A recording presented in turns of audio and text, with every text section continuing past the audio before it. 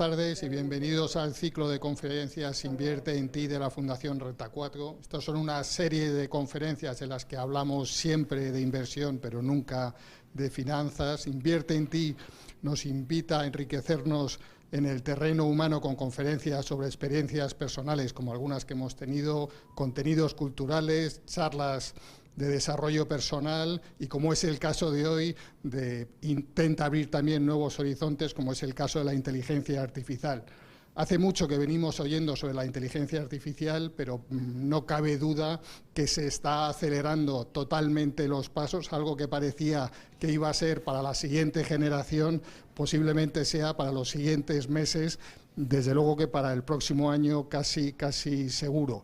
Son avances que nos hacen considerar si las capacidades de la inteligencia artificial empiezan a competir con las capacidades de la inteligencia humana, y desde luego que es un campo en el que da mucho de sí. Tenemos hoy la suerte de contar con un especialista, entre otros temas, en inteligencia artificial, José Luis Vallejo, que es fundador y presidente ejecutivo de Singular People, que es una multinacional española de más de 1.400 personas, está presente en numerosos países, consigue vender tecnología en Estados Unidos, lo cual tiene sin ninguna duda mucho mérito, y, como él dice, pretende convertir su empresa en un ecosistema colaborativo de talento tecnológico. Singular People es una empresa que cotiza en BM Growth, que Renta 4 está muy orgullosa de haber colaborado con Singular en la salida a BM Growth y desde entonces colaborando bastante con la empresa.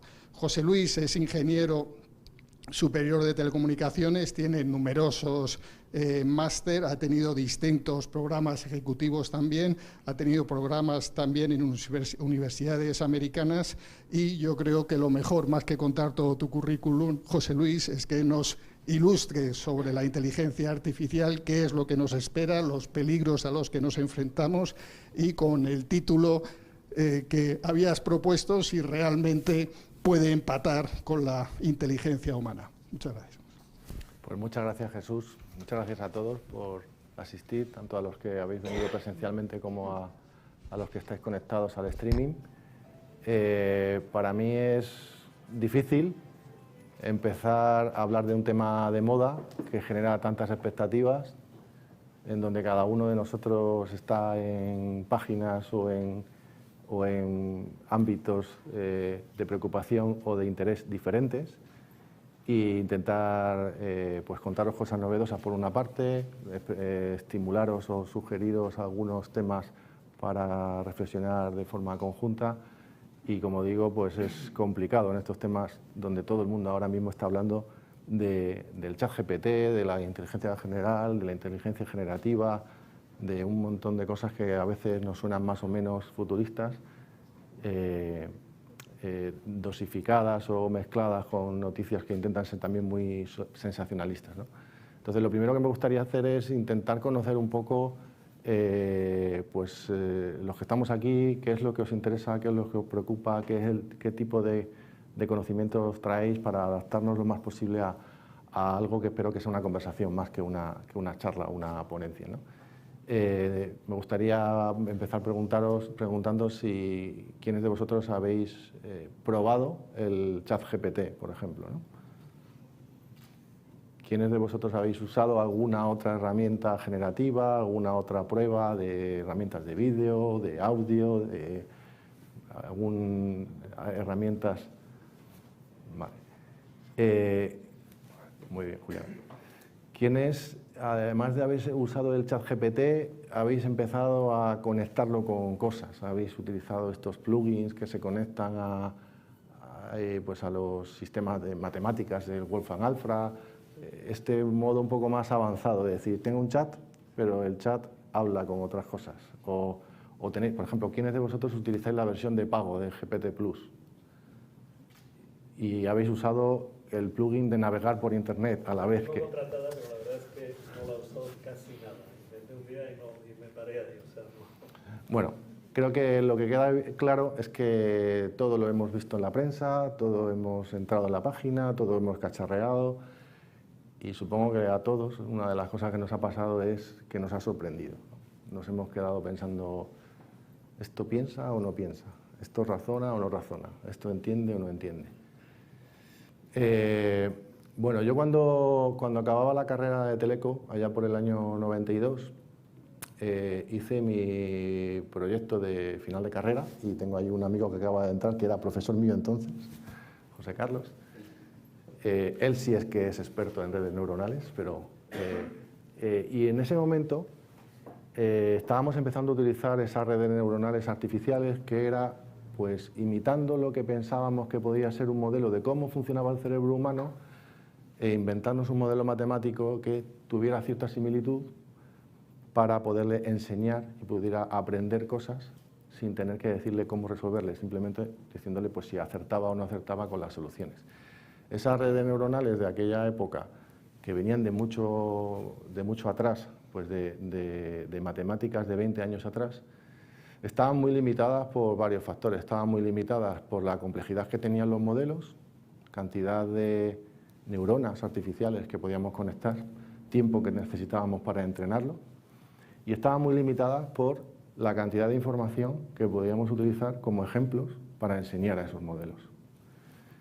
Con esas dos limitaciones, los primeros usos que se hacían de esas redes en aquellos tiempos eran pequeños reconocimientos de patrones. Por ejemplo, todos hoy estáis acostumbrados a que entráis en el parking y al salir del centro comercial, pues os ve la matrícula, se abre la barrera.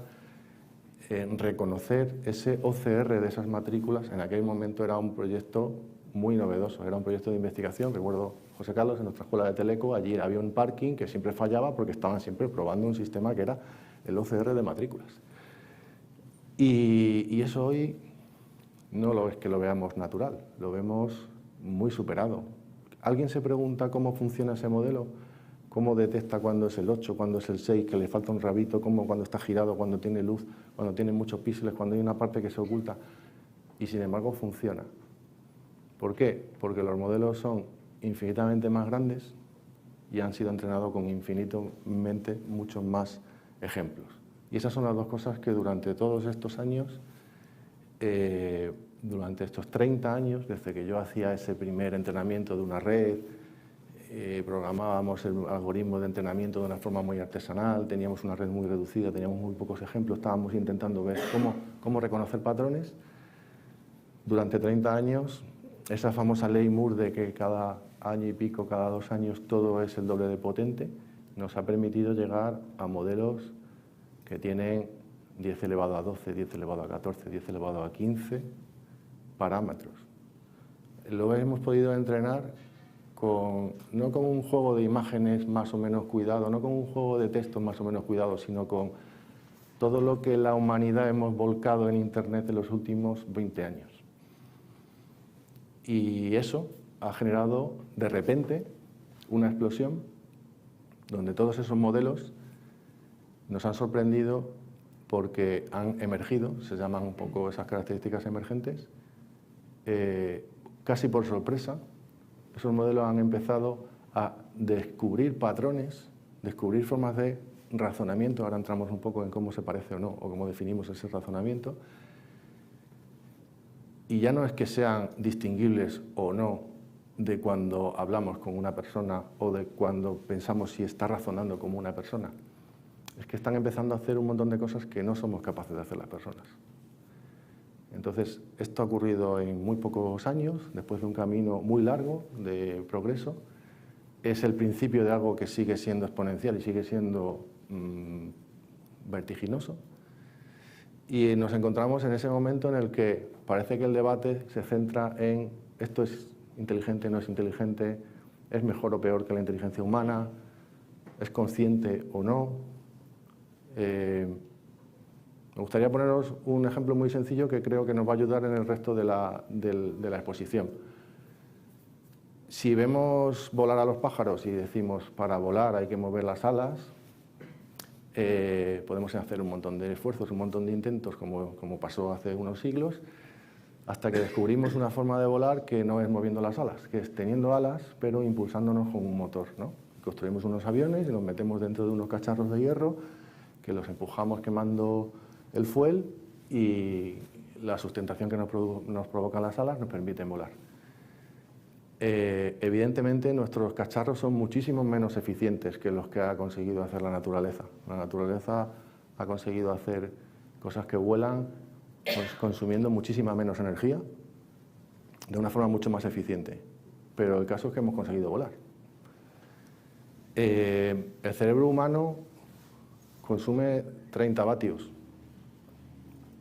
Tiene una cantidad de conexiones, tiene una forma de funcionamiento que todavía no conocemos. La gente todavía hoy, hay muchas teorías y especulaciones sobre cómo funciona la memoria a corto plazo, hasta que se convierte en la memoria a largo plazo, que se generan las sinapsis, etc. Pero intuimos que cuando conectas un montón de cosas que se configuran, que tienen unos pesos o unas conexiones entre ellas, que se adaptan en función de lo que vas percibiendo, toda la información que vamos recibiendo en cualquiera de nuestros sensores, lo que funciona, lo que no funciona, a base de prueba de error, conseguimos que ese cerebro se entrene y genere una máquina capaz de adaptarse a problemas nuevos, capaz de deducir, de inducir, de planificar, de hacerse preguntas a sí mismo, hasta el nivel de conciencia que cada uno de nosotros pensemos cómo de especial o cómo de evolutivo somos como especie. Cuando hablamos de la inteligencia artificial hemos hecho una cosa muy rudimentaria, no tenemos unas alas de un pájaro que sea muy eficiente, seguimos teniendo un cacharro de hierro que consume mucho, que se entrena a lo bruto, que necesita mucho más datos y mucho más ejemplos que nosotros. Siempre la gente dice, un niño pequeño ve 4 gatos y ya sabe lo que es un gato y lo que es un perro. Para entrenar una máquina no hacen falta 4 gatos, hace falta 4 millones de gatos. Pero conseguimos que la máquina sepa qué es un perro y qué es un gato. Entonces, todo es menos eficiente, todo es muy bruto, todo es muy rudimentario, probablemente respecto a lo que veamos en el futuro. Pero funciona. Volamos. Al final, usando ese mismo símil, estamos volando con las máquinas. Estamos consiguiendo que piensen. Entonces la gente dirá, no, es que eso no es pensar. Eso en realidad me dice una palabra que es la que él cree que va a ser la más probable, que tenga que ser la siguiente palabra, con todo lo que le has contado. Mi opinión es que no es así. Hemos superado ese umbral. Es como si ahora dijéramos, no es que tú no vuelas, realmente cuando montas en un avión no vuelas porque no tienes plumas, ¿no? Te faltan, bueno, no tengo plumas, pero vuelo. Pues con las máquinas, con la inteligencia artificial, con esto que podemos pensar si es razonamiento o no, estamos volando y estamos descubriendo que se pueden hacer cosas diferentes a las que sabemos hacer los humanos. Que lo ideal es pensar en que esto va a ser un complemento, que vamos a tener una máquina al lado de un humano, o un humano más una máquina, o muchos humanos junto a muchas máquinas, y hacer cosas mejores que las que hacíamos los humanos simplemente. Pero la discusión no es si esto tiene plumas o no tiene plumas. La discusión es que esto ha llegado. Tenemos un nivel de tamaño, un nivel de complejidad suficiente para abordar la mayoría de los problemas que abordan hoy los cerebros biológicos. Con limitaciones o inconvenientes, necesitamos muchos ejemplos, mucha energía, periodos de entrenamiento, los modelos matemáticos, la topología de las redes, la forma de entrenarlos, todo eso irá mejorando. De momento es un poco bruto, pero también consigue muchas cosas que no conseguimos con cerebros biológicos. Al final, todo eso está conectado, es colectivo, podemos hacer una copia de seguridad, podemos transportar el conocimiento de un sitio a otro. Todo eso no lo sabemos hacer con los cerebros humanos o biológicos.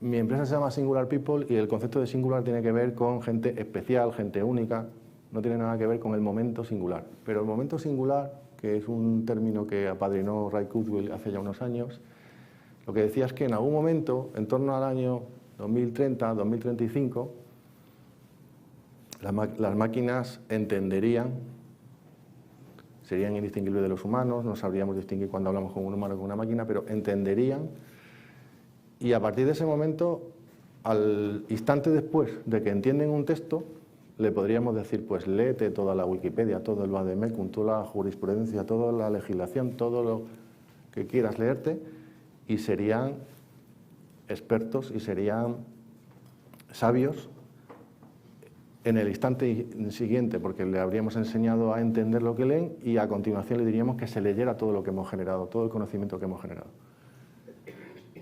lo que ha ocurrido es casi al revés. No sabemos enseñarle a la máquina que entienda un texto. Pero cuando hemos convertido todos nuestros textos en números, en vectores, y le hemos dado para que entiendan todo lo que hemos escrito entre todos en los últimos años, la máquina ha entendido todo. Entonces, ahora el siguiente paso es, hemos usado, imaginar todas las Wikipedias del mundo para que le podamos preguntar y razone y nos entienda cómo pensamos, cómo hablamos, cómo deducimos, cómo comparamos, cómo ponderamos la información los humanos. Ahora tengo que intentar que esos modelos sigan funcionando y sigan siendo capaces de razonar sin necesidad de que sigan aprendiéndose todo lo que le hemos enseñado. Y que a partir de ese momento, cuando tengas ese nuevo cerebro que sabe razonar, le empecemos a alimentar de lo que nosotros necesitemos para que nos ayude. Os pongo un ejemplo.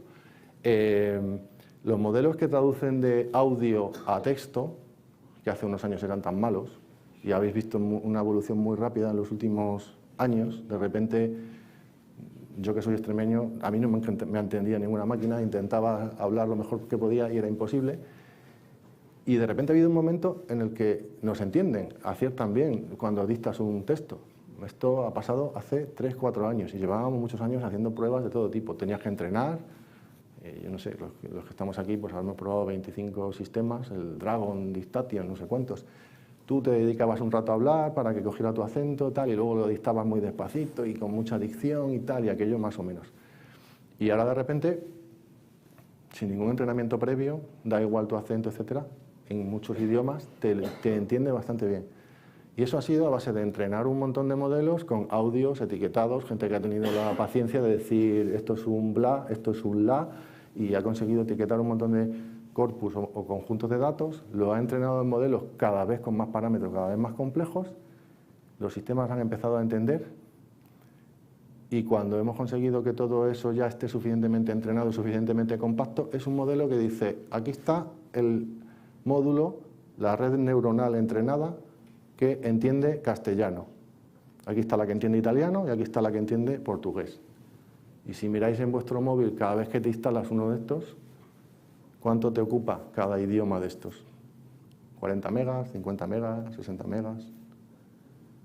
Esos sistemas que hemos entrenado ya no se acuerdan de todos los audios, los millones de segundos de sonidos que han escuchado. Eso le ha permitido entender. Y ahora han quedado ahí un montón de numeritos en un modelo que le metes por un lado audio y te saca por otro lado texto. Y ese montón de numeritos para el español ocupa 50 megas. Muy poco tiempo, yo no sé, muy poco tiempo, cada uno dirá, pues 1 año, 5 años, vamos a decir 2 años, lo que vamos a tener es eso mismo con el entendimiento del lenguaje. Vamos a tener algo donde digamos, hemos cogido todos los textos del mundo, hemos entrenado algo, no me hace falta, yo no te quiero preguntar qué decía esta página de Wikipedia, eso te ha valido a ti para entender cómo hablamos y cómo pensamos los humanos. Ahora no me hace falta que te sepas lo que dice la Wikipedia, eso lo puedo buscar, pero tengo un módulo que reducido y condensado en el futuro a lo mejor no ocupa 60 megas, a lo mejor ocupa 12 teras, pero será como el cerebro del niño que empieza a decir, oye, yo hablo y entiendo, todavía no sé nada del mundo, a partir de ahí, si me vas contando, voy entendiendo, voy aprendiendo, voy haciendo las preguntas, voy completando mi modelo. Y empezaremos a tener asistentes que primero nos entienden, luego le diremos, oye, pues apréndete toda esta legislación porque me tienes que dar un consejo, me tienes que comprobar si esto está bien, apréndete todas las matemáticas porque me tienes que ayudar a desarrollar. Este tipo de asistentes, ¿cuánto nos queda para tenerlo? Podemos especular. Lo vamos a tener seguro. En este momento hay miles de compañías en el mundo haciendo cosas alternativas a eso que se ha puesto de moda de golpe, que es el ChatGPT o los modelos que todos más o menos estamos viendo. Cuando esos modelos empiecen a funcionar, unos serán mejores en una cosa, otros serán mejores en otra, llegarán a toda la humanidad de golpe. A todos nos aparecerá en un menú de Excel, en un menú de Word, o todos cuando hablemos con el Siri de dentro de unos años resulta que será una Siri súper lista. El tiempo de adopción de estas tecnologías va a ser el más corto de nuestra historia. Todos vemos las evoluciones de cuánto tiempo tardamos en llegar a los millones de teléfonos, al millón de ordenadores conectados a Internet. Pues esto va a ser inmediato. Todo esto genera mogollón de preguntas. ¿Qué pasa con la privacidad? ¿Qué pasa con la regulación? ¿Qué pasa con el trabajo? ¿Qué pasa con las cosas que valorábamos hasta ahora? Antes había cosas que llevaban mucho esfuerzo intelectual conseguir y le dábamos un valor, y cosas que tenían un esfuerzo más físico o menos intelectual y le dábamos otro valor. Pero esa escasez, esa valoración de que lo intelectual solo lo podía hacer un humano y lo que hacía un humano siempre era mucho más valioso que lo que podía hacer una máquina, la tendremos que repensar, tendremos que volver a recalibrar nuestra escala de valores en el sentido de qué valoramos o qué no valoramos. Habéis visto con qué capacidad y con qué precisión se pueden hacer resúmenes de textos o traducciones o versiones alternativas o cosas creativas. A mí de lo que más me ayuda a entender un poco cómo debemos pensar en estos nuevos modelos es pensar que tenemos ya algo que es inteligente, que sabe bastante de nosotros, de cómo funciona el mundo, de cómo funcionan nuestras cosas, porque ya se ha leído nuestros correos, ya sabe mucho de nosotros. Le falta mucho contexto de cómo funcionamos los humanos, las empresas, se lo podemos ayudar o complementar. Pero también creo que ayuda a pensar en que es como esa inteligencia que viniera un extraterrestre, fuera muy listo, no supiera mucho de nosotros, y en lugar de molestarnos o enfocarnos en enseñarle, quiero que sea como yo, ¿no? Quiero que haga las mismas cosas que yo hacía. Lo que yo hacía, pero más deprisa. Yo creo que hay que aprovechar para decir, esta nueva inteligencia lo ve todo desde otro punto de vista diferente. Voy a preguntarle lo que me preguntaría esa inteligencia a mí. Voy a preguntarle cómo enfocaría los problemas desde otro punto de vista. Ahora os intento dar algunos ejemplos porque esto suena así un poco filosófico, ¿no? Pero el otro día estaba en un equipo de trabajo en la oficina y, como siempre, pues estábamos hablando, es que nuestra web no se entiende, el año que viene hay que hacer una web más así, más asado. Yo creo que esas conversaciones las tendremos todos, ¿no? De este mismo tema, todas nuestras empresas estarán hablando de esto periódicamente. ¿Y por qué decimos que la web se entiende? ¿Por qué decimos que la web no se entiende? Yo que me llevo al GPT a todos lados, vamos a preguntarle al GPT cómo funciona. O sea, por ejemplo, le hacía una pregunta que es ¿qué diferencia hay entre los proyectos que hacemos en el área A de Singular y en el área B de Singular? Y entonces la máquina se conecta, busca, baja, empieza ahí a tal y acaba dando una explicación y dice, pues se parecen mucho los proyectos que hacéis aquí a los que hacéis aquí, porque tal y cual, me parece que hacéis mucho foco en no sé qué, y de este otro no entiendo muy bien la diferencia, no entiendo muy bien tal, con lo cual me resulta difícil comparar. Y yo digo, viene alguien con ojos limpios que nos está diciendo que esta parte se entiende y esta parte no se entiende. Tenemos una visión objetiva de una máquina de que la manera en la que contamos las cosas aquí se entiende y la manera en la que contamos las cosas aquí no se entiende. Un montón de ejemplos donde lo que puedes hacer es, voy a optimizar un proceso porque creo que hay un cuello de botella, porque siempre pasa que cuando en este proceso pasa de este departamento a este otro y se ponen a hablar ahí, se pasa mucho tiempo, tal. Imaginaros que cualquiera de estos problemas que hemos diseñado los humanos, de cómo funcionan nuestras empresas, de cómo funciona la administración pública, de cómo funciona la justicia, los hemos enfocado limitados con nuestras capacidades. Hemos dicho, a ver, pues aquí hay unos procesos, hay unos flujos, hay unos estados, entonces vamos a poner un check cuando pasa de aquí a aquí, vamos a poner una alarma para cuando pasa esto que se entere el otro, vamos a poner aquí mucha gente o poca gente porque esto es lo que va después y suele tardar más. Y todo eso lo hemos diseñado, hemos hecho nuestra base de datos, hemos hecho nuestros sistemas. Y ahora puedes coger un modelo de estos preentrenado, le metes todo lo que te ha pasado a tu compañía en los últimos 20 años, o todo lo que le ha pasado a la justicia en los últimos 20 años, o todas las historias clínicas electrónicas que hayamos tenido en nuestro hospital, y decirle, encuéntrame los cuellos de botella, dame ideas de cómo mejorar esto. ¿Qué procesos podría repensar? Esa ingeniería de procesos que hacemos los humanos con una visión de tipificar, simplificar, modelar, la máquina lo está haciendo a la vez. O sea, te va a encontrar esos patrones. No te hace falta definir los indicadores para luego sacar las estadísticas y a partir de ahí ver dónde están los cuellos de botella. Te va a sugerir modelos nuevos. Entonces, esta es una nueva forma de volar que no se parece a la de los pájaros, que funciona de otra manera, pero que nos permite ir de un país a otro, que nos permite hacer cosas que antes no hacíamos. Y lo que tenemos que hacer es intentar que esto no esté fuera de control, que no mueva información privilegiada, que no mueva, que no deje de respetar los derechos, que no tenga sesgos en sus entrenamientos, que no discrimine. Tenemos muchísimo trabajo, muchísimas preocupaciones, pero desde luego para mí esto de gana uno, gana otro, pues es como si dijéramos, oye, ¿qué es mejor, el pájaro o el avión? Oye, pues el pájaro de Madrid a Nueva York no llega.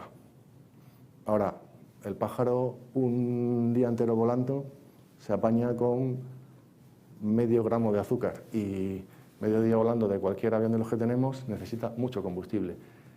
Es mejor para una cosa, es peor para otras, pero usemos lo que tenemos.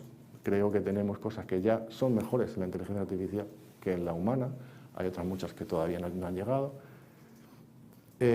A la gran pregunta que espero que surja de si nos vamos a quedar sin trabajo o no, evidentemente vamos a seguir teniendo trabajo, muchísimo trabajo, pero ningún trabajo de los que tengamos va a ser igual que el que tenemos hoy. Todo lo vamos a cambiar. Hay por ahí unos estudios de estos que son, no sé de dónde salen esos números, son muy difíciles de estimar. En Europa se van a destruir en los próximos 10 años 60 millones de empleos y se van a crear 80. Por tanto, no os preocupéis, estamos tranquilos que el neto es positivo, va a haber 20 millones más. Si me da igual que el neto sea positivo o negativo, los 80 millones de trabajos no se van a parecer a los de hoy. Y 60 millones de ellos van a buscar otro trabajo, van a cambiar de trabajo, porque el que hacían no tiene mucho valor en el nuevo modelo. Entonces tenemos un montón de evolución, un montón de vértigo, porque va a pasar en muy poco tiempo. Tenemos también una gran oportunidad de afrontar todos esos problemas y todas esas limitaciones que hasta ahora estábamos enfocando, moviendo las alas cada vez más deprisa, pues ahora tenemos una máquina que hace, o un montón de máquinas que pueden hacer muchas cosas que no sabíamos hacer. Y me gustaría pasar ya a un poco más de interacción, porque si no esto podemos divagar, filosofar, podemos entrar en ejemplos o en detalles, pero creo que lo más relevante es hablar de lo que más nos interesa a cada uno de nosotros.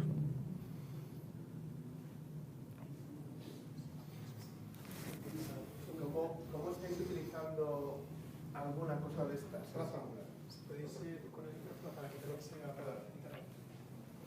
Sí, la pregunta de Rafa era cómo estamos usando alguna cosa de estas en Singular. Bueno, nosotros nos dedicamos fundamentalmente al desarrollo de software, sistemas para clientes grandes, sistemas a medida. Entonces, desde hace ya bastante tiempo empezamos a tener un montón de herramientas que ayudan en el desarrollo de software. Ayudan, digamos que por una parte empezamos a tener como un lenguaje de programación a un nivel superior, donde empiezas a hablarle a la máquina en lenguaje natural. Quiero conectarme a una base de datos orientada a eventos que me guarde esto y tal. Pues te genera ahí las llamadas, los APIs, el Kafka, el Snowflake, tal. Te ayuda a mejorar un poco tu código. Empiezas a decir, yo aquí te sugiero este cambio, esto no se entiende, esto te lo he troceado. Te he hecho código para probar tu código, sistemas de pruebas automáticas. Te quitas un montón de tareas más pesadas, voy a documentar todo esto, yo te genero la documentación. Estáis viendo también últimamente que se está utilizando incluso no para estar a un lenguaje de un nivel superior, sino para mejorar todo lo que hemos construido anteriormente en las capas de abajo. Hay por ahí alguna noticia de hace algunas semanas donde pues el AlphaDev, que es el sistema de DeepMind de la compañía de Google que hizo lo de AlphaGo y todos estos sistemas que aprendieron solos a jugar al ajedrez y a ganar a todo el mundo a base de ellos mismos simularse sus partidas contra sus contrincantes, pues esos mismos sistemas aplicados al desarrollo de software en los sistemas de más bajo nivel, pues están provocando que, oye, esta función de bajo nivel de ensamblador que en C lleva implementada 30 años para ordenar una lista de 5 elementos, la máquina nos acaba de sugerir hace 3 semanas un sistema que es un 70% más eficiente. Es decir, consume un 30% del tiempo o un 30% de la energía en el mismo resultado. Entonces, oye, pues a partir de ese momento, cambiaremos lo que teníamos por debajo y todo lo que ya habíamos construido será más eficiente.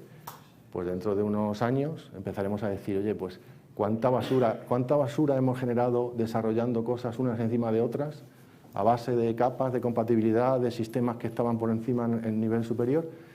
¿Cuántas líneas de código le sobrarán al Windows 30 años después? Pues todo esto, la máquina nos ayudará por ahí abajo, pero nos está ayudando ya en construir sistemas nuevos donde, hablando con la máquina, yo no sé la sintaxis de un lenguaje nuevo, pero tengo un código hecho en un lenguaje y le puedo decir, esto mismo me lo puedes dar en Python, me lo puedes dar, y la máquina me da la versión alternativa. Entonces, el tipo de copiloto que se llama, ese tipo de herramientas, la venimos utilizando en la compañía pues yo creo que desde el verano pasado, cada vez con más herramientas, cada vez más con más cosas. La gente está utilizando herramientas generativas, está generando sistemas que conectan o que generan contenido automáticamente, pero yo una de las cosas que creo que es más extrapolable para cualquiera de nosotros y que creo que ayuda mucho es montar grupos de reuniones o grupos o seminarios o talleres dentro de las empresas donde la propia gente te cuente cómo lo está usando ya, porque aunque tú no lo creas, la gente ya lo está usando. Esto es como el Gmail, cuando estábamos en las empresas, oye, yo es que tengo Exchange, yo tengo tal, pero todo el mundo en su casa, o todo el mundo tiene ahora un niño que le ha ayudado a hacer los deberes y que ha usado el GPT y tal, entonces todo el mundo ya lo está usando. Con lo cual, nosotros lo hemos hecho, hemos montado varios grupos de trabajo en la oficina de un foro, el GPT Champion se llamaba, de 2 horas el martes, 2 horas el miércoles, 2 horas el jueves, para trabajar por equipos, 30 personas por equipos de 5, pues 5 del equipo de comunicación, 5 del equipo de people, 5 del equipo de administración, tal, de qué herramientas estáis usando y para qué os valen. La gente viene con herramientas, oye, yo es que uso esto porque me genera el audio directamente de tal, yo uso esto, yo uso el GPT. Y lo que te puedo asegurar es que a mí, que me encanta verme vídeos y leer cosas y estar un poco al día, ves tus compañeros que te sorprenden, pero esto lo has usado para esto y funciona, y qué buena idea, y lo voy a usar yo también. Eso ya ocurre. Entonces, sin necesidad de ser muy específicos de qué herramienta de desarrollo hay que usar o qué cosas, esto está tan ampliamente utilizado que la inspiración te viene de tu compañero que te acaba de contar que... Yo lo último para lo que lo he usado, no sé si esto luego jugará en mi contra o no, pero estamos en la empresa actualizando el mapa de riesgos, ¿no? Y entonces cogemos nuestro documento de hace 2 años, de cuando salíamos a bolsa, y dijimos, bueno, aquí hicimos una pequeña actualización del mapa de riesgos que teníamos. Pues mira, cojo estas 10 páginas, le digo a GPT, digo, estos son las categorías de riesgos que tenemos identificado, mi empresa se dedica a esto, hacemos sobre todo esto, nos preocupa sobre todo esto, este es nuestro plan estratégico, este es nuestro DAFO, este es nuestro posicionamiento, esta es nuestra estrategia, y estos son los riesgos que identificamos hace 2 años. ¿Qué otros tipos de riesgo debería considerar para empresas que se dedican a lo que yo me dedico, que en el mundo normalmente a la gente, a las empresas le pasan cosas y tienen riesgos? Y digamos que en la Excel dices, oye, pues tipos de riesgo que podrían aplicar a tu empresa que se dedica a esto que tienes ahí en la celda A1. Y de cada uno de estos riesgos, ¿cuáles son los 10 más frecuentes? ¿Y con qué causas suelen suceder? ¿Y qué hace la gente para mitigarlos? Y de repente tienes ahí un abanico de opciones que te pones a leer y dices, ostras, pues esto no había pensado. Pues este es un riesgo que yo también tendría que contemplar. Este no me aplica, este no me aplica, este para mí es grave, este para mí es fácil. O sea, no es preguntarle a ver si te da una respuesta, es dame ideas, lístame cosas, proponme, porque se lo ha leído todo. Se conecta a lo que hay en este momento y te lo relaciona y te lo mezcla y te lo adapta y le dices, no, es que a mí me interesan más de este tipo, prefiero que me lo cuente más enfocado en esto, y te busca otras cosas. La búsqueda de papers científicos, pues esto que yo decía antes de cómo funciona la memoria a corto plazo, pues pruebas el GPT-3, pruebas el GPT-3.5, pruebas el 4 con los plugins de internet, el de los plugins del escolar ahí, el de no sé qué, y dices, ostras, esto va a toda máquina, entre el 3 y el 4, que tiene 100 veces más parámetros y tal, pero solo han pasado 4 meses, es un salto de la pera, no sé lo que va a venir ahora. Pero me acaba de localizar 3 papers que le das y te los puedes leer si quieres, uno de marzo del 23, otro de abril y otro de mayo, es decir, que han salido hace 3 meses, que es imposible que nos mantengamos al día. Me los ha juntado todos y me ha dicho su hipótesis de cómo cree que funciona la memoria a corto plazo. Entonces, yo no sabía ni por dónde empezar a leer, buscando papers. Y esto, de repente, su hipótesis puede que te guste o no, pero te ha encontrado información, ha entendido que tenía sentido, te ha seleccionado las 3 que mejor le encajaban. Entonces, es una herramienta de aprendizaje, de exploración, de que te dé ideas. Esta mañana estaba en un evento con un cliente que me decía que había estado con Ferran Adrià y que había tenido un evento sobre su museo y tal, y entonces mi cliente, que también es muy friki y muy tecnológico, pues le hablaba del GPT y Ferran Adrià estaba emocionado, porque decía, alguien que se sabe todos los ingredientes, todos los alimentos, todos los ejemplos de todas las culturas y tal, y que yo le pregunto y me da ideas y que me sugiere cosas, me tengo que ir porque tengo que dedicarle tiempo a esto.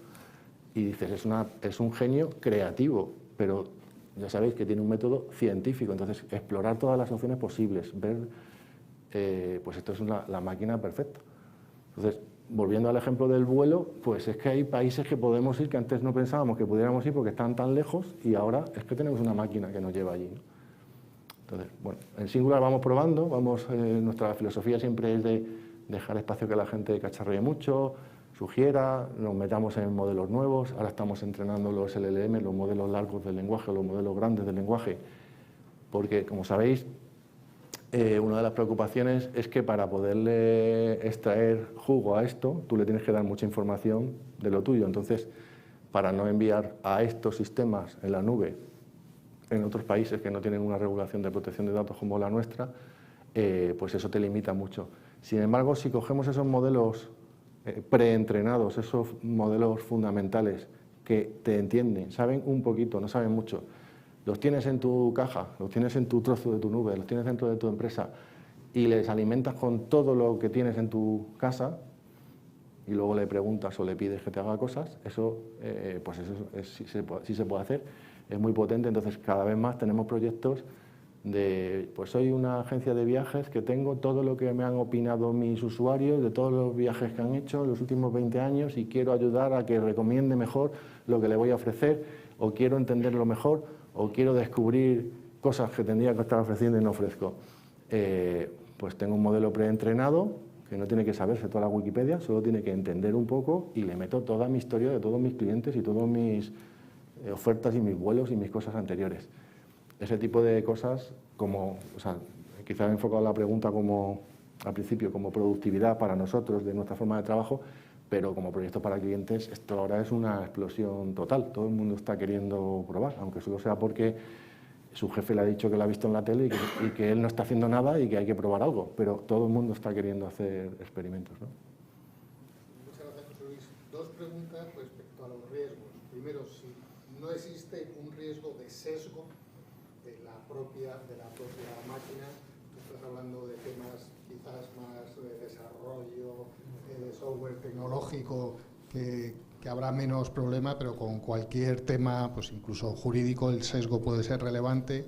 Y luego acaba de salir, creo que fue el último fin de semana, que muchas empresas están prohibiendo a sus empleados utilizar estas inteligencias artificiales por el problema de los riesgos de los datos. ¿Cómo ves o cómo se pueden subsanar esos 2 riesgos? A ver, por una parte hay que trabajar y ser rigurosos, tener pues un código ético en cómo utilizar todo esto, cómo entrenar los modelos, cómo seleccionar los datos, cómo etiquetarlos, etcétera. Y todo eso es en lo que todos debemos estar trabajando. Es decir, pues si voy a hacer un modelo que me ayude a determinar cualquier cosa, tengo que tener la precaución suficiente de que los colectivos que tengo que representar, los parámetros que tengo que meter sean... Pero lo que también creo que hay que enfocar es,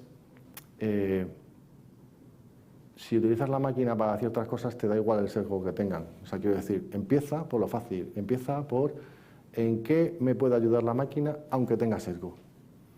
Imagínate que dices, yo me cojo toda la legislación española y empiezo a ver leyes que se solapan, que se contradicen, que huecos, tal. Si la máquina me ayuda a arreglar eso lo hemos construido entre todos, con mucho tiempo y con muchas iteraciones y con muchas versiones y con muchas enmiendas unos encima de otros, y la máquina a lo mejor me puede ayudar a arreglarlo, a poner orden.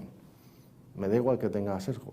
Ahora, yo pongo a ver en el caso de cómo se ha aplicado toda esa legislación y empiezo a leerme toda la jurisprudencia de cómo se han dado las sentencias y puedo encontrar patrones que no es que la máquina la haya entrenado con un sesgo, no, es que la máquina me ha descubierto patrones y sesgos que ya estaban ahí en el conjunto de los jueces o en el conjunto de los procedimientos que se han ejecutado y que yo a lo mejor no era capaz de ver. Entonces, ahí tienes un ejemplo de cuidado, que aquí hay sesgos con los que hay que luchar. Pero luego, lógicamente, lo importante es que cuando entrenemos la máquina en me va a dar una recomendación positiva o negativa de algo, que no esté pensando en positivo o negativo tiene que ver con otros parámetros, porque el conjunto de entrenamiento que le he dado ha sido pues muy sesgado. Entonces, el tema de los sesgos es un capítulo que será infinito, es como la lucha a la seguridad, pues el delincuente y el policía tendrán que mejorar continuamente. Pues aquí tenemos que vigilar los sesgos y tenemos que intentar que no tenga sesgos. Pero yo lo que creo es que de momento, incluso con los sesgos que la máquina detecta, lo que está haciendo es aflorar los sesgos que ya teníamos, hacer más evidente lo que hemos hecho durante muchos años, ¿no? Si le decimos todos los historiales crediticios que ha tenido la gente y cómo han sido evaluados por unas entidades, etcétera, a lo mejor lo que estamos diciendo es hemos sido discriminatorios con tales tipos de colectivos o con tales parámetros en el pasado y no nos habíamos dado cuenta. La máquina nos está sacando esos patrones, ¿no? Al final todo esto son patrones. Hay un libro también de Ray Kurzweil que es el Cómo crear una mente, que lo que dice es que básicamente lo que tenemos es unos patrones de más bajo nivel. Él fue uno de los que tuvo las patentes estas de los OCRs, de los sistemas que reconocen las letras y los números, que hablábamos antes de matrículas, pues desde esos primeros patrones de cosas muy elementales que en el cerebro están codificadas, imágenes, aquí se ve un palote vertical, horizontal, curvo, y si tengo estas cuatro cosas suele ser una A, y si está mezclado con no sé qué, no es una A, esos patrones a más alto nivel hasta patrones un poco más abstractos, como los que tenemos cuando pensamos en los sentimientos o cuando pensamos en términos o en palabras que representan cosas abstractas, que en realidad son generalizaciones de conceptos que están por debajo. Pues todos esos patrones, la máquina en sus matemáticas, en sus diferentes capas, los aborda a todos los niveles y los humanos a veces no somos capaces de ver nada más que unos pocos niveles. Entonces esos sesgos a veces están en, tú no te has dado cuenta que te ha influido en la toma de decisión algo que te ha pasado hace una hora o algo que te ha dicho alguien o algo que acabas de leer o esa música que tienes de fondo y todo junto a ti te ha condicionado. Pero todo eso cuando la máquina se lo sacas a nivel estadístico, pues es capaz de detectar esos sesgos que no. Y sobre el punto, la otra pregunta que yo me voy, ¿podemos prohibir que la gente envíe los datos fuera, en el prompt, en la petición que hacemos cuando le decimos a la máquina te doy todo esto, ¿a qué me devuelves? ¿No? Entonces, el te doy todo esto empezó siendo una pregunta de chat. Ahora los modelos nuevos pues ya te permiten mandar 25.000 tokens. Hay uno ahora que ha salido hace un par de semanas, 100.000 tokens. 100.000 tokens son 50 páginas de Word. Entonces, te doy 50 páginas de Word como pregunta. O sea, te doy una novela como pregunta, ¿no? Te cuento mi vida para que me respondas lo que quiero saber. Y en ese te cuento mi vida, que además cada vez que se lo das, lo mezcla con todo lo que le has preguntado y todo lo que has hablado antes, es decir, que cuando llevas un rato dialogando con estos bichos y le estás mandando tanta información, es capaz de responderte cosas muy elaboradas y muy complejas. Pero en el te cuento mi vida, las empresas dicen, un momento, no te puedes llevar los datos de mis clientes, no te puedes llevar datos personales, no te puedes llevar los secretos de mi propiedad intelectual, para que la máquina te ayude. Eso se tiene que quedar en casa. Entonces, las empresas lo que quieren es: móntame esa cosa que responde en Internet, pero dentro de casa, para que mis datos no me los tenga que sacar de mi oficina, o de mi empresa, o de mi red. Pero bueno, empezarán regulando. No se puede usar esto en tal región, no se puede mandar tantos datos, no se puede hacer nada que no esté anonimizado, hasta que vayamos diciendo, en la tercera planta hay una máquina que ahí le puedo mandar yo todo lo que quiera, que no hay ningún problema, ¿no? Mira, hoy ha salido una noticia de que Elon Musk, pues la empresa me parece que es Neuralink o no sé qué, ha creado un chip que realmente se puede instalar en el cerebro humano. Y realmente le han dado permiso. ¿Hasta qué punto, dependiendo de quién utilice esos chips o los programe, puede ser perjudicial o no este tipo de control en la inteligencia artificial? Pues aquí tenemos algún médico en la sala, aquí tenemos gente, expertos, que supongo que en temas de neurología sabrían responder mucho mejor. Pero aquí estamos entrando, igual que cuando hace unos años teníamos los debates éticos sobre la genética, aquí estamos entrando en un terreno muy, muy pantanoso. No sabemos cómo funciona el cerebro del todo, pero somos capaces de influir y de modificar y de leer ya muchas cosas del cerebro. Somos capaces de, entre comillas, empezar a leer la mente a una forma muy burda, y somos capaces de empezar a afectar un poco, a intervenir, a generar señales, patrones, que hace que tú sientas, que veas, que pienses cosas concretas. Entonces, estamos en ese principio de esa interfaz hombre-máquina donde somos capaces de leer y somos capaces de escribir o hacer que la gente sienta o piense en el cerebro cada vez a un nivel más sofisticado. Pues como somos capaces de manejar la genética y modificar luego cómo se va a desarrollar un embrión, o como somos capaces de propagar una cosa que te provoque una mutación en todas tus células y te arregle o te perjudique, ahí entramos en un terreno que es cómo regulamos eso, quién se deja hacerlo. Solo a los que tengan esquizofrenia, todos los que tengan epilepsia, solo a los que se hayan quedado paralíticos porque le falla una conexión, le puedo implantar el chip. O todos vamos a querer un chip que nos haga más listos y tengamos ya incorporado 5 idiomas. Pues en algún momento tendremos esos debates. Al principio empezaremos por, hombre, entre el remedio y la enfermedad, a ponerle este chip le va a venir bien. Pero luego empezaremos a decir, y a todo nos vendría bien un poquito de mejora en alguna cosa, y esto se convertirá en pues, un tema muy complejo, o sea, es muy complejo. No te puedo responder, ¿es bueno o malo? Es muy difícil pararlo, es cuestión de tiempo. Empezamos a generar imágenes en el cerebro de la gente, empezamos a adivinar lo que están pensando, y volvemos a hacer lo mismo. No entendemos cómo funciona esta conexión o este parámetro. Ahora, somos capaces de ver más o menos qué le pasa al cerebro en cada momento, ¿no? Pues cuánta glucosa están consumiendo cada una de las células. Estamos viendo una imagen coloreada parece que hay más actividad aquí. Y empezamos a exponer ese cerebro a estímulos. Y empezamos a decir, oye, pues cuando le presento imágenes que le evocan tristeza, o cuando alegría, o tal o cual, o que piensan que mueve este dedo, que mueve el otro, y voy viendo cómo se colorea el cerebro, y entonces empiezo a decir, ahora pongo una máquina que vea millones, millones, millones de imágenes de ese tipo, y dice, pues no sé cómo, pero haciendo al cerebro así, hago que la gente mueva el pie. Y entonces ese que no sabía mover el pie, porque se había cortado no sé qué, eso vuelve a ser entrenamiento, datos, vuelve a ser prueba, patrones. Espero que lo vayamos usando para cosas que merezcan la pena. José Luis, como soy extremeño también, yo espero que nos entendamos. Dos cosas. Una es, Extremadura ha sido la primera comunidad autónoma que ha sacado una ley de inteligencia artificial. Europa está hablando de sacar leyes de control de inteligencia artificial. Quería saber tu opinión, si esto es poner puertas al campo o realmente puede ser eficaz, ¿no?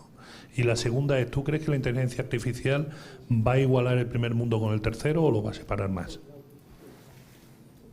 Julián, tú siempre haces preguntas fáciles, ¿eh? Yo creo que hay que regular,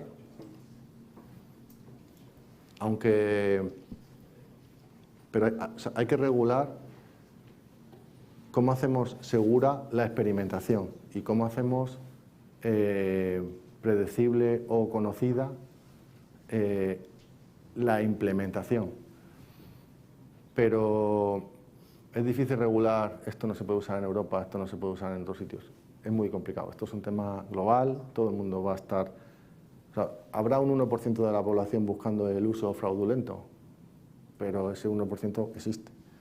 Entonces, tenemos que intentar regular para que conozcamos en qué se está avanzando, en qué se está experimentando, en qué se están consiguiendo resultados, en qué se está aplicando. Por ejemplo, oye, pues esta imagen ha sido generada, pues es muy complicado, o sea, de saber si una imagen o un vídeo está generada sintéticamente o no, y va a ser cada vez más difícil hacerlo en el futuro, pero a lo mejor de forma responsable, todos nosotros tenemos que empezar a decir, oye, pues todos los medios de comunicación tienen que avisar de cuándo las imágenes han sido reales o no, o cuándo, o sea, tenemos que ir, por lo menos en los ámbitos que tengamos control, tenemos que ir ayudando a que todo esto sea seguro.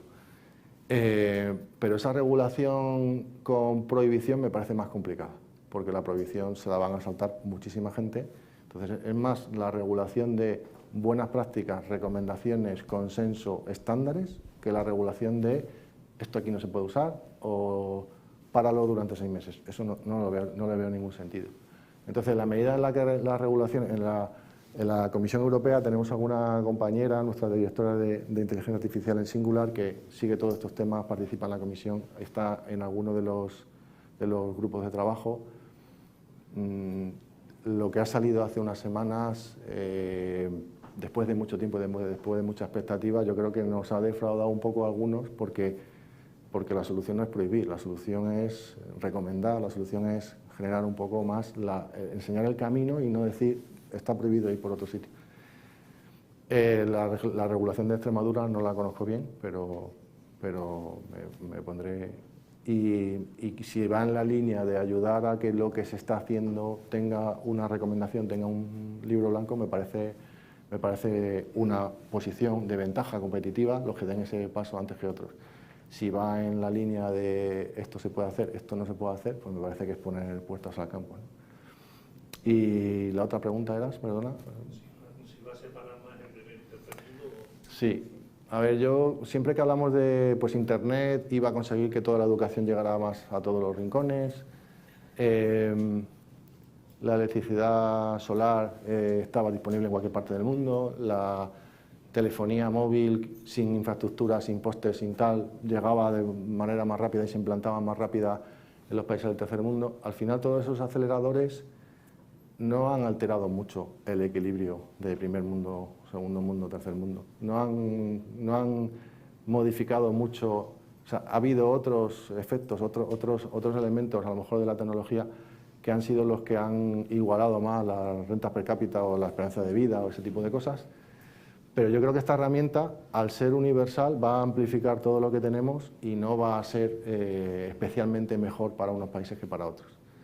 Evidentemente, todo el mundo con acceso a Internet, en cualquier parte del mundo, se puede poner más rápidamente al día, pero lo que vemos es que la cantidad de tiempo que le podemos dedicar a formarnos está limitada por otro montón de cosas y en esos países del tercer mundo pues ese efecto no se ha producido. Esto ocurre un poco como cuando hablamos del mercado de trabajo, ¿no? Dices, ¿cuánto paro, excepto España, que somos raros porque aquí siempre tenemos mucho más paro que en cualquier otro sitio, cuánto paro hay en un país del primer mundo o un país del tercer mundo? Pues tú miras todas las estadísticas y todos están entre el 3, el 4 y el 5. No es, en los países del primer mundo no trabaja nadie porque está todo el mundo con la vida resuelta, etcétera, y en los países del tercer mundo no hay ningún paro porque todo el mundo necesita trabajar de lo que sea para sobrevivir. Pues no ocurre. Al final hay una renta per cápita, hay un nivel de vida, hay una esperanza de vida, pero todo eso en equilibrio es, el paro aquí es el 4% y aquí también es el 4%. Entonces yo creo que estas herramientas que llegan a la vez a todos tampoco alteran ese equilibrio. O sea, todos nos vamos a hacer más productivos o todos vamos a tener más información a nuestro alcance, o todos vamos a ser capaces de hacer cosas que antes no hacíamos. Es como si dices, el mundo, no existen las calculadoras y ahora nos dan una calculadora a todos a la vez. Bueno, pues todos a la vez hacemos cosas que antes no hacíamos, pero no hay una diferencia de, esto igual a los listos con los torpes. No, vamos a estar igual. Es mi opinión. Hay más preguntas, pero voy a colar una, por favor, si no es pregunta, ahora la paso, pero tenía ganas de hacerte esa pregunta. Me voy a otro terreno distinto, casi del que estás hablando de la productividad. Has hablado de ese empate entre la inteligencia artificial y la inteligencia humana. Un rasgo característico de la inteligencia humana es la consciencia de uno mismo. Y mi pregunta es, ¿esta inteligencia artificial que estamos alimentando con tantísima información también está aprendiendo sobre nuestra existencia, sobre nuestra vida, sobre nuestra forma de ser? ¿Hasta qué punto esta inteligencia artificial también puede estar desarrollando esa consciencia de sí misma? Pues nos da mucho miedo pensar en, uy, como esto sea consciente de sí mismo, pues esto puede acabar como Terminator, o sea, puede acabar bien, puede acabar mal.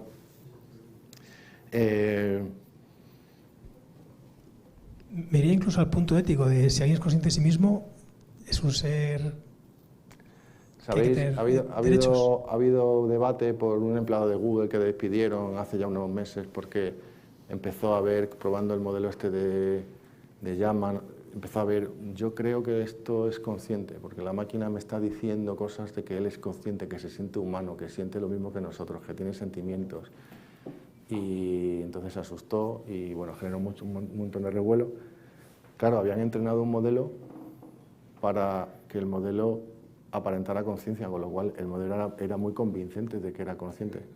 O sea, estos modelos los entrenamos con un propósito. Si los entrenamos, hay que entenderlo también, si los entrenamos para que todo lo que digan parezca verdad, sea muy verosímil, son unos mentirosos que nos engañan muy bien, porque dicen cualquier cosa muy convencidos con tal de que parezcan verosímiles, porque para eso lo hemos entrenado.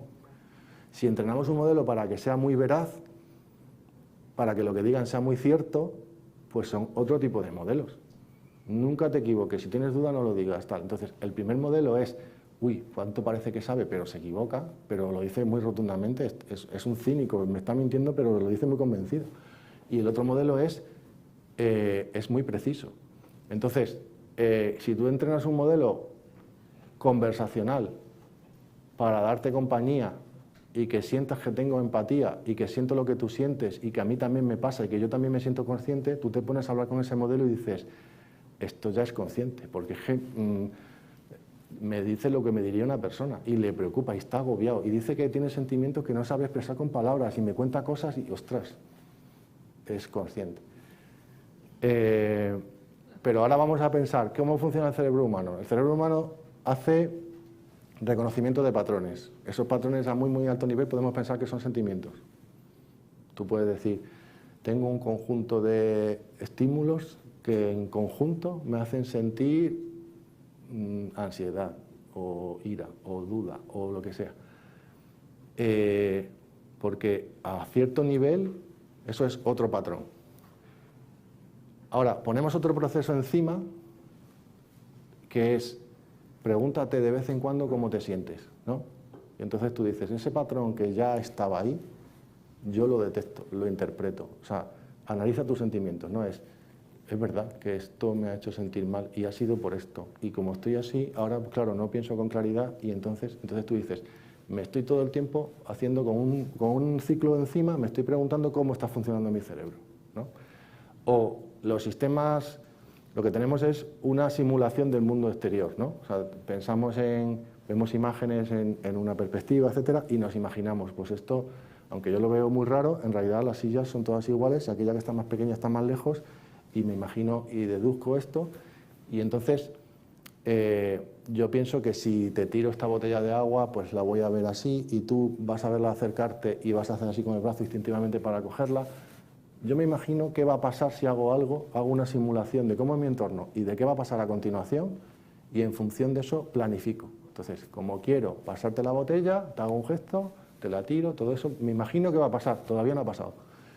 Si tú coges una máquina y dices, simula cómo es el entorno, y eso lo podemos ver porque hay hoy sistemas, por ejemplo, un ejemplo muy tonto es, le das 2 fotos o una foto o 3 fotos de algo y le dices, hazme un vídeo en 3 dimensiones, porque con esas fotos te inventas cómo es ese modelo en el mundo real y construyes el vídeo. Eso funciona muy bien y es muy sorprendente. Le das 3 fotos parciales donde se vean cachitos de cosas y él deduce ese cachito debe ser de un cuadro que se ve tal y se inventa un cuadro. O sea, ese modelo de inventarme la realidad con la información que tengo ya existe. Ahora ese modelo tú le dices, planifica qué va a pasar si tomas alguna acción. Si yo cojo una botella y la lanzo, lo normal es que la botella va para allá, lo normal es que tú hagas así.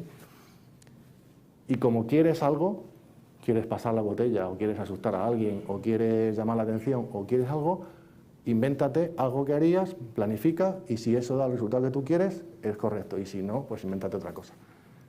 Entonces, si tú haces eso en una máquina, tú dices, la máquina está planificando, la máquina tiene intencionalidad, la máquina es consciente porque se pregunta a sí misma cómo se está sintiendo. Pues estamos con el ejemplo del pájaro, es si tiene plumas es que es un pájaro, llámale como quieras, y si quieres ponle plumas, pero es que tienes una máquina que le puedes poner plumas, le puedes poner lo que te dé la gana y te lo va a aprender y te lo va a simular y te lo va a planificar.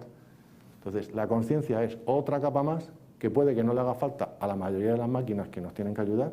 ¿Para qué le vamos a meter una capa extra de pregúntate todos los días por qué estás aquí haciendo así para clavar clavos? ¿Eres una máquina que ayuda a clavar clavos? No le pongas eso, porque no le va a ayudar a hacer mejor su trabajo. Ahora, ¿eres una máquina que tiene que ayudar a hablar y entenderse con otra gente? Intenta esa empatía humana, intenta que la tenga la máquina. Y entonces empezaremos a decir, dice lo que dice un humano, parece o dice sentir lo que siente un humano, se preocupa por lo que se preocupa un humano. ¿Le llamo humano? Pues tú llámale como quieras, pero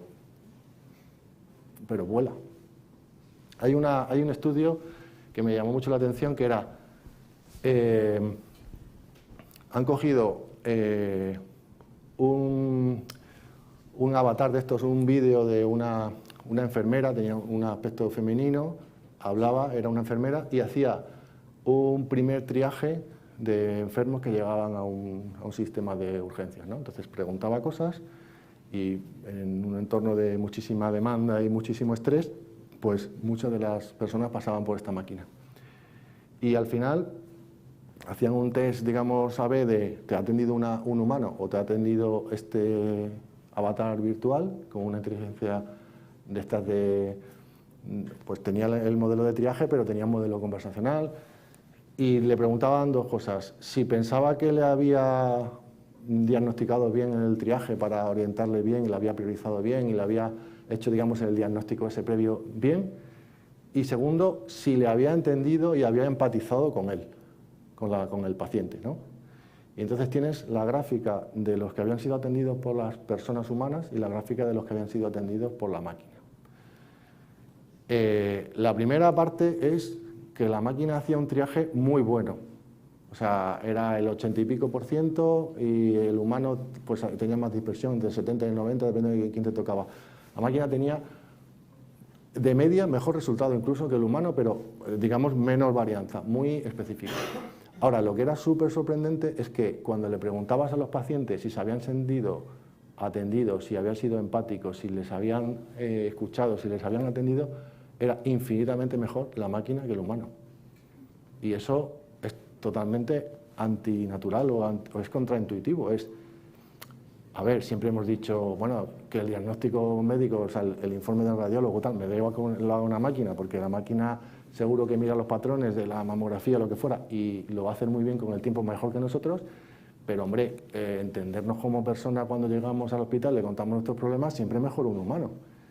Pero claro, tú tienes una persona que le pondrá todo su cariño, será una persona, el médico, el enfermero, la médico que te atienda, será una persona que, aunque lleve 10 horas seguidas trabajando, esté como el primer minuto, le ponga todo el cariño del mundo y te quiera escuchar y todo lo que quieras. Pero es que la máquina, no solo es que no se canse, es que la máquina empieza, como hablas así, yo también voy a poner acento canario y a tu misma velocidad y con tu jerga que tú me entiendes y en el idioma que tú quieras. Y la máquina parece que me ha entendido mejor y me lo ha explicado mejor y me ha atendido de forma más personalizada que el humano con su mejor intención, porque el humano tiene un registro que es, oye, yo te puedo hablar en un idioma, en otro, puedo adaptarme cuando te veo por la forma por lo que me preguntas, te lo explico con un lenguaje más científico, más técnico, menos, pero tengo una capacidad de adaptación limitada. Ahora la máquina se adapta, aprende de ti y te habla en tu idioma, en tu registro, en tu tono, si sabe que estás nervioso, tal, tiene otras formas de adaptarse a ti, ¿no? Entonces, eso podemos discutir. ¿Es empático? Pues si quieres le puedes poner nombre, pero si le entrenas para que sea empático, todo el mundo que interacciona con la máquina va a decir, es muy empático. Sí. Hace unas semanas leía que Finlandia, como país europeo más avanzado en inteligencia artificial, había ya introducido en el sistema educativo una asignatura para los niños que, entre otras cosas, pues les enseñaba a distinguir una fake, les enseñaba a defenderse del ciberacoso, les enseñaba también a proteger al país de la ciberseguridad. Entonces, te quería preguntar, vosotros que tenéis un posicionamiento prime en este tema, ¿cómo podéis influir para que nuestro sistema educativo, porque todo, es decir, este avance pasa sobre todo por formación, para que no haya abusos, para que no haya malas interpretaciones, pues bueno, siguiendo a países más avanzados, ¿no? Es decir, como comentaba. Entonces, ¿cómo está en vuestro sistema de prioridades poder contribuir en el país a que esto, al final, se introduzca en el sistema educativo, o el lobby que habrá en Bruselas, pues también la formación se la tome en serio? Pues me parece muy buen punto. El tema de la educación creo que es crucial, creo que es el punto más importante donde deberíamos todos invertir, y no solo en la educación de nuestros hijos, creo que en la reeducación o la actualización constante que todos tenemos que hacer. Creo que tenemos que aprender a aprender de una forma diferente.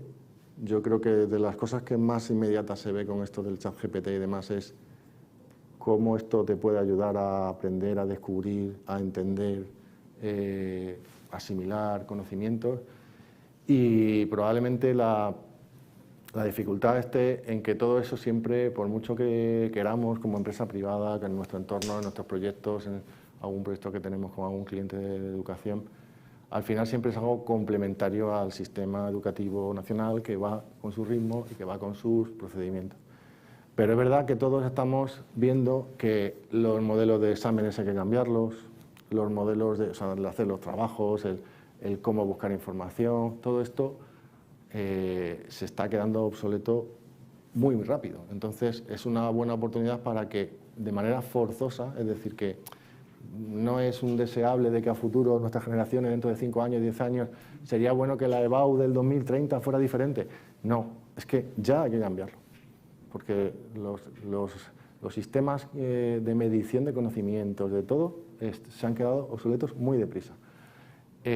Curiosamente, creo que los profesores que están empezando a utilizar estas herramientas, hace unos meses todo el mundo especulaba, bueno, van a desaparecer los profesores, tal. Yo creo que ahora los profesores que empiezan a usar estas herramientas es al contrario, qué bien que tengo una herramienta que me ayuda a hacer exámenes más creativos, a medir cosas de forma individualizada, a preguntar y a pedir otro tipo de cosas, a proponer trabajos mucho más exploratorios, mucho más creativos, pero evidentemente pues a nivel de regulatorio ahí es muy difícil ayudar, ¿no? Y luego respecto a la parte esta de defendernos de las noticias falsas, todo esto, yo creo que esa es una de las amenazas que a mí personalmente más me agobia. Creo que vamos a tener una etapa, espero que sea un poco efecto péndulo y luego volvamos un poco, pero donde todos nos vamos a hacer mucho más desconfiados. Tengo la sensación de que tenemos herramientas que generan muchísimos contenidos, que amplifican mucho todo lo que podamos crear, con un propósito. El propósito sea vender publicidad, generar audiencia, tráfico. Entonces, lo que ha pasado con las redes sociales, que es polarizo, segmento y condiciono el contenido, todo para conseguir más tráfico y vale todo, pues ahora empezaremos a tener un montón de contenido personalizado, una inflación de contenidos que dará igual si son verdad o mentira, pero que enganchen y convenzan y generen el efecto que queremos. Entonces, creo que vamos a ir poco a poco, todos, desconfiando cada vez más de todo lo que leamos. Vamos a desconfiar de que, oye, ¿cómo es que esto encaja tan bien en lo que yo pienso, en lo que yo necesito ahora? Lo han adaptado mucho a mi forma de pensar, a mi forma de... Entonces, creo que vamos a empezar a decir, oye, y si voy a la Wikipedia, es que la Wikipedia la pueden haber cambiado. Y si voy, o sea, puedo haber generado tanto contenido nuevo que tape el contenido, o sea, me pueden modificar la historia. Tendremos que ir al monasterio a desencuadernar cosas, a ver qué decía realmente, porque todo lo que está en Internet puede haber sido generado con una inflación de contenidos artificiales interesados. Entonces, empezaremos a poner herramientas de control, de si ha sido generadas automáticamente, etcétera, pero creo que vamos a tener un efecto de desconfianza. Vamos a volver a quedar, a tomar un café y me lo cuentas en persona, porque si me llamas por teléfono y me lo cuentas, esa voz tuya ya no me queda claro que sea tuya. Y si te veo en un vídeo tal, ese vídeo puede que no sea real. Y si me mandas un email que me lo explicas todo con las mismas bromas que tú y yo nos hacemos siempre, tampoco estoy muy convencido de que sea tu texto. Y todo junto, ¿qué hago? Y si hago una call y te llamo por vídeo y hablamos, a lo mejor has dejado programado ahí el cacharro y has dicho, a este dale palique que es un pesado, que yo me voy a dar un paseo con el perro, y tú dile, es que la máquina hoy o sea, nos engaña, o sea, lo que se genera hoy es súper realista.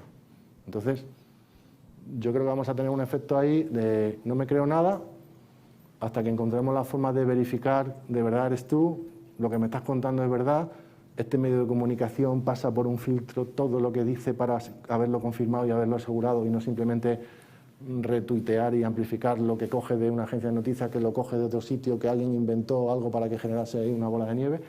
Eso no sé cuánto tiempo nos va a llevar, pero yo creo que va a haber un momento de gente que diga, paso de leer nada porque no me creo nada. Eso es posible.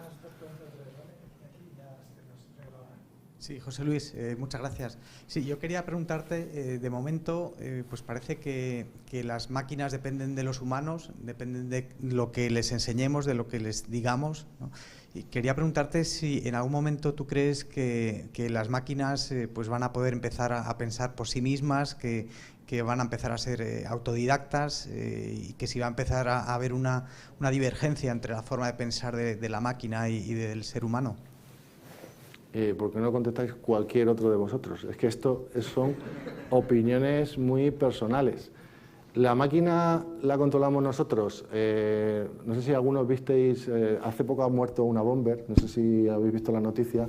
Había una serie de Netflix de una bomber que sabéis que de ser una persona superdotada y tal, pues se convirtió en un terrorista, ermitaño, que odiaba la tecnología porque las máquinas nos iban a controlar y tal. Y recuerdo que había una escena en el final de la película en donde estaba él con el coche esperando en un semáforo, esperando a que el semáforo se pusiera en verde, ¿no? Y decía, o sea, esa imagen venía después de lo que habían comentado en la película, es, ¿aquí quién manda? ¿La máquina o la persona? Porque yo estoy haciendo lo que me dice la máquina, estoy esperando a que se ponga en verde. O sea, es un concepto muy sencillo, pero eso está programado y la ciudad funciona de una forma y todos obedecemos. Y dices, ha tomado el control la máquina. La máquina piensa, porque la máquina decide cuándo se pone en rojo y cuándo se pone en verde. Es lo mismo que lo del OCR, es un ejemplo muy tonto, pero para entenderlo es, nos hemos puesto de acuerdo en que es bueno para todos que esto funcione en piloto automático. Y todos hacemos caso. Y aquí decidimos que la máquina manda. Cuando el avión aterriza solo con el piloto automático, con el ILS, con el MLS, con lo que fuera, todos estamos contentos de que casi todo lo decide la máquina. Y nos quedamos más tranquilos de que si la máquina se apaga, hay un tío allí agarrado al volante que también se juega su vida y para él su vida es importante y ha tenido mucha formación y entonces seguro que va a hacerlo lo mejor posible. Pero yo prefiero, cuando tú te vayas a operar de las dioptrías con el láser, ¿qué prefieres? ¿Que mande el hombre o que mande la máquina? Yo prefiero que mande la máquina. La máquina te mira con el láser, hace tal, y ese día me da igual que al que toca el botón le tiemble el pulso, me da lo mismo. La máquina, en ese momento hemos dicho, aquí es bueno que controle la máquina. Si nos metemos en el AVE, si nos metemos en un sistema automatizado, que lo haga la máquina. Yo no quiero que toque nadie más. Ahora bien, está claro, porque esos ejemplos son muy sencillos, que tú has definido las reglas. Has dicho, pues en esta rotonda, primero se pone en verde este, luego se pone el otro, y así no se chocan los coches. Cuando empecemos a programar de manera intencional cosas que tengan un objetivo que no sea lícito, todos empezaremos a decir, por favor, que alguien controle esa máquina, pero en realidad que alguien cambie ese programa, porque eso lo han hecho solo para ganar dinero los que tienen el e-commerce, o eso solo lo han hecho para que consumamos más de esto, o eso solo lo han hecho para manipular a la gente que piense lo otro. Entonces, cada vez que detectemos eso, intentaremos arreglarlo. Oye, que la política, que la regla se cambie. Hemos visto que los semáforos están mal programados y aquí se espera mucho que alguien lo arregle, o que estamos programados a mala uva para que los coches se choquen. No sé qué interés tendría alguien, pero que lo arreglen. Ahora, cuando funcionen las cosas, yo creo que nos vamos a ir sintiendo progresivamente más cómodos en que controle la máquina. Entonces, ese es un proceso que no es de la noche y el día. De repente toma conciencia, decide hacer cosas, la máquina manda y toma los mandos. Eso es un proceso gradual que vamos a ir haciendo. ¿Por qué tardamos tanto en tener los coches de conducción autónoma? Porque queremos seguir conduciendo los humanos. Tenemos que mezclar en la misma carretera, en la misma rotonda, por el centro de Madrid, los patinetes, tal, los humanos y las máquinas. Si solo dijéramos, solo hay coches conducidos de forma autónoma, esto sería hace mucho tiempo mucho más sencillo. No habría que reconocer patrones, ni imágenes, ni nada. Tendríamos sistemas que hablarían con las señales de las aceras y tal, tendrían su GPS, sabría en cada rotonda, entre los coches, entre ellos, se mandaría la señal y dirían, primero pasas tú, luego pasas tú vas a 40 por hora, tienes que ir a 50, yo que voy a 60 voy a 40, y así pasas tú, luego yo, y los coches se sincronizarían y todos iríamos tranquilamente. Como queremos conducir nosotros a la vez que las máquinas, eso es un lío muy gordo, y tenemos que esperar a que las máquinas sean mucho mejores para entenderse con nosotros, que somos impredecibles, nos despistamos, somos imprudentes, tenemos más variabilidad.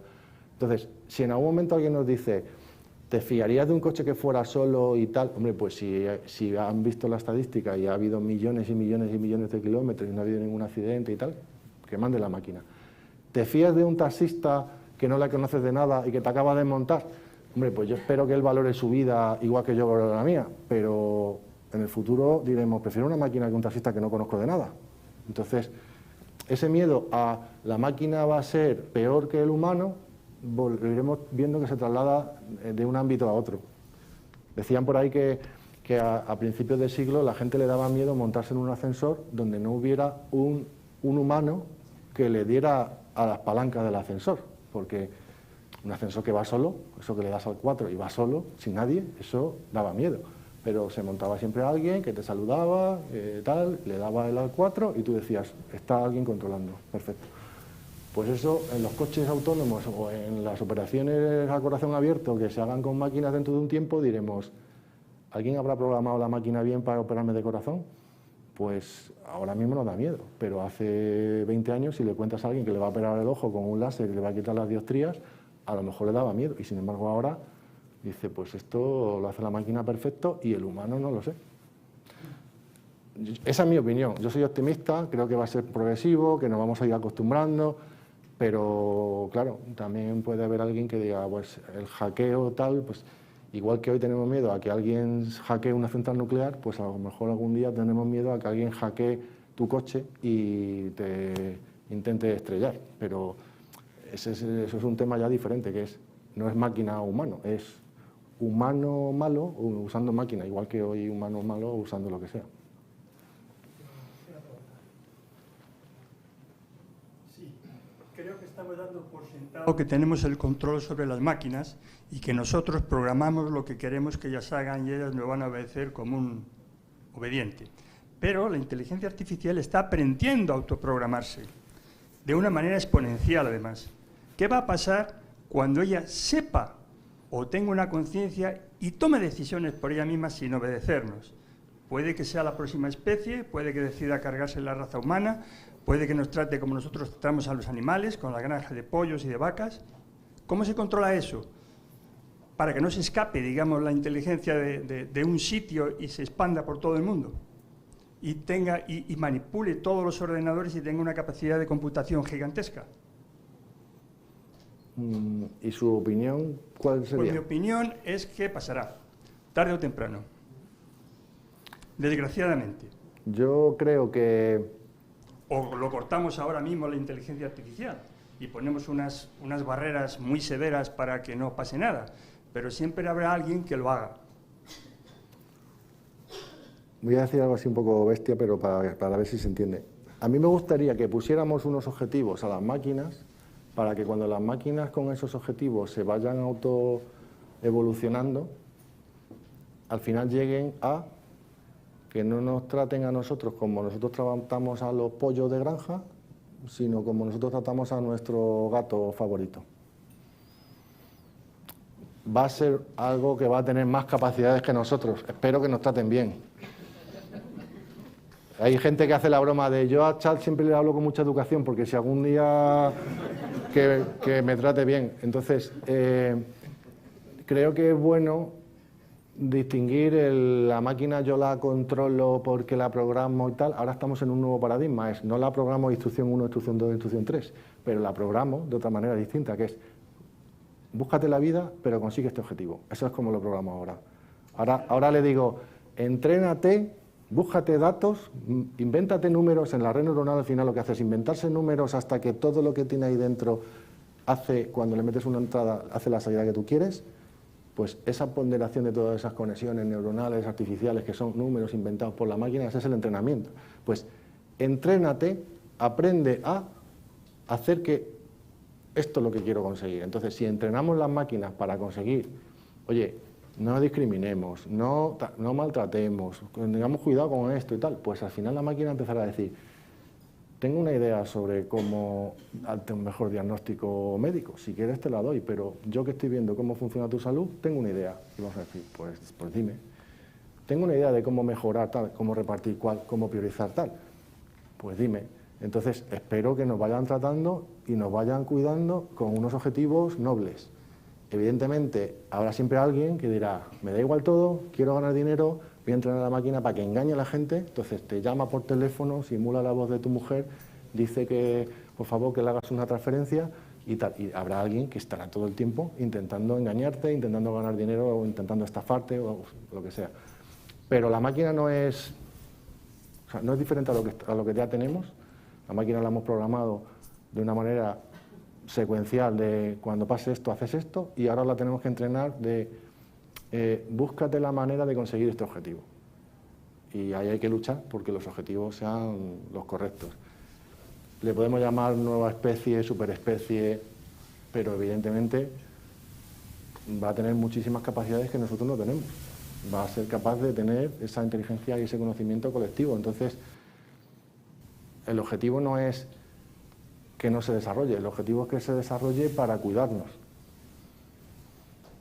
Yo voy a intentar trabajar en eso, no sé si lo conseguiremos, pero creo que esto es como decir todos los días, ¿tú crees que vas a ganar el partido? Bueno, yo estoy entrenando, no sé lo que conseguiremos entre todos. Cuando intentemos hacer regulación, cuando intentemos poner cualquier sistema de supervisión, cuando hagamos cualquier cosa, pensemos esto, si la máquina le damos solo este objetivo y no le damos ningún otro, ¿podría generar algo en contra de una persona o de la humanidad en general? Pues intentemos que eso esté controlado. Pero decir que apagamos las máquinas... Eso ya ha pasado. Es difícil. Por unos drones en guerra. Los estaban entrenando para atacar una serie de objetivos. Una simulación. Entonces, el dron le dieron una orden que no le gustó. ¿Sabe lo que hizo? Mató al operador. Atacó al operador directamente. ¿Qué te parece? Bueno, me dejas hacer una, pero es curiosa, ¿eh? ¿Qué responde la máquina si le preguntas cuál es el futuro de la inteligencia artificial? Que supongo que esa pregunta se la han hecho ya a las máquinas. Según lo que hayas hablado con ella antes, te responde cosas que a ti te gustaría escuchar. Pero es lo primero que se me ocurre preguntarle a la máquina, oye, ¿tú qué opinas? ¿Tienes idea si has hecho la pregunta? Sí, sí. Cada vez que tú le preguntas algo, la máquina intenta complacerte. El objetivo es darte una respuesta que a ti te parezca buena. Entonces, en función de lo que tú le hayas dicho antes, yo creo que esto es un desastre, va a acabar mal y tal, o me estoy sorprendiendo porque me estás ayudando mucho, la máquina te va a dar una respuesta muy negativa o muy positiva. Pero para empezar te va a decir, soy un mecanismo de inteligencia artificial, no te puedo responder a eso. Lo que sí creo es que depende de cómo lo usen los humanos. O sea, políticamente correcto, totalmente la respuesta. José Luis, muchísimas gracias por tu tiempo y por todo, haber compartido tu visión, tus ideas, y encantado de tenerte aquí. Bueno, muchas gracias a vosotros.